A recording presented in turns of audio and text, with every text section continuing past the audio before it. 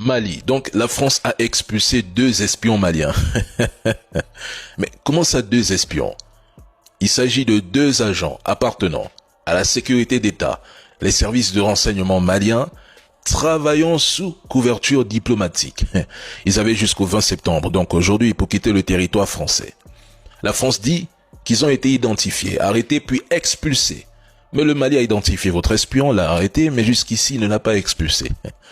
La France promet de prendre des mesures allant même peut-être, jusqu'au visa.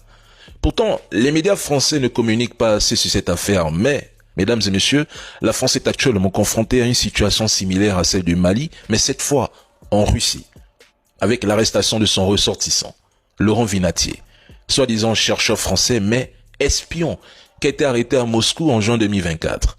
Initialement accusé de ne pas s'être enregistré comme agent, il a été condamné en octobre 2024 à 3 ans de prison.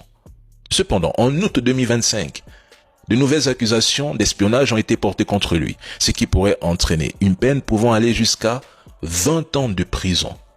Cette affaire a même soulevé des questions sur la manière dont la France défend ses ressortissants à l'étranger, notamment en ce qui concerne le respect de l'immunité diplomatique et des droits fondamentaux qu'elle vante. La France adopte une réponse musclée au Mali. Elle gronde, elle négocie, et quand ça ne marche pas, elle expulse soi-disant des espions maliens.